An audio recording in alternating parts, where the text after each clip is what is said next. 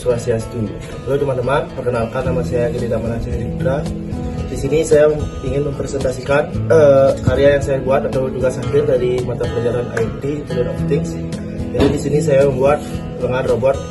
Di lengan robot ini nanti berfungsi untuk menuang telur. Jadi inspirasi saya membuat lengan robot ini karena saya sering melihat di YouTube ada anak SD atau SMA itu saya lupa, jadi dia membuat lengan robot. Tetapi di sini saya menggunakan lubang 19. Saya penambahan atau tambahan komponen apa aja yang saya gunakan di robot ini. Microcontrollernya itu ada ESP 32, saya menggunakan 2 ESP. Lalu untuk aktuatornya atau penggeraknya saya menggunakan servo sejumlah 3 servo. Lalu di bagian sini ada TFT atau disebut sering dengan LCD. Jadi di LCD ini dia akan menampilkan berapa sih jumlah dari adonan telur ini. Jadi untuk menampilkan itu saya menggunakan sensor namanya ultrasonik. Jadi sensor ini nanti akan dimainkan. Di sini juga saya menggunakan ada pompa. Di pompa ini dia bakalan membuatkan adonan. Saya sudah tahu robotnya. Lalu kemudian selanjutnya itu ada relay. Jadi relay itu akan on off kan dari pompa. Jadi setiap milisekund.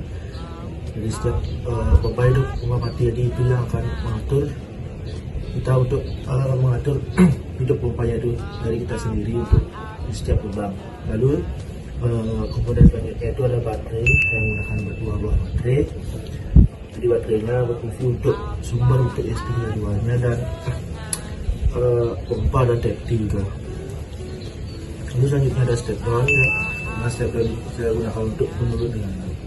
Jadi itu aja sih komponen yang saya gunakan di bagian robot ini. Kenapa saya menggunakan 2 ESP? Jadi ESP yang pertama itulah kontrol untuk di lengan robotnya. Lalu di ESP yang kedua itu sebagai pengirim data atau untuk menampilkan data ke Firebase. Jadi saya di sini menggunakan Firebase untuk menampilkan data dan ada aplikasinya. Nah, jadi ini aplikasi yang saya buat. Jadi dari aplikasi ini akan ada diperlihatkan itu ada adonan sama seperti tampilan di sini. Lalu ada jumlah baterainya, kita bisa memantau baterai dari robotnya. Lalu ada pendapatan hari. Jadi misalnya kita berdagang, terus kita bisa memasukkan pendapatan harian kita, dan pendapatan itu kita bisa simpan dan bisa kita jadikan RAB atau lain-lainnya. Selanjutnya saya akan menengokkan alat saya bagaimana sistem kerjanya. Baik, jadi ini dia langkah kerjanya saya akan jelaskan, yaitu saya on kan robotnya. Nah, dia akan bergerak ke lubang 1, lalu ke lubang 2, dan seterusnya. Jadi beginilah cara kerja dari robot saya ini. Ketika dia sudah di lubang tertentu, dia akan menuangkan adonannya. Lanjutlah video hasil kemarin bersama teman-teman saya mencoba sambil langsung kita tester hasil dari telurnya.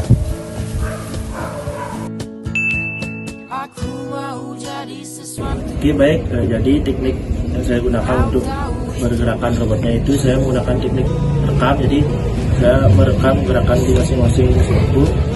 Jadi saya menggunakan angka untuk mengatur gerakan servonya. Semisal di sini 90, di sini 70, dan di sini 10. Jadi nanti data yang sudah dapat itu saya jadikan satu, terus saya buatkan coding otomatis. Itu saja untuk teknik untuk pergerakan dengan robotnya. Nah, jadi pada gambar ini yang pertama itu adalah gambar merekam. Jadi saya merekam dulu lubangnya satu-satu, kita buat gerakannya satu persatu di 19 lubang itu. Nah, setelah semua data sudah berhasil atau sudah pas, baru kita jadikan satu pada gambar kedua. Nah, saya menjadikan satu gerakan itu semua sebanyak 19 lubang itu saya jadikan satu. Nah, disitulah kita juga menyeting pompanya, dan semisal di lubang nomor 1 berapa detik, terus perpindahannya. Nah, di situ sih rumitnya. Jadi gerakan inilah membuatan gerakannya atau merekam gerakan dari step by step, satu persatu. Nah, itu sih yang membuat agak susah dan menjadikan satunya itu biar agar pas dan rapi lah gerakannya, biar smooth. Baik, itu dia video percobaan saya menggunakan robot ini. Jadi jika ada kekurangan dari kata, saya mohon maaf. Jadi saya tutup dengan terima kasih dan selamat santi. Assalamualaikum.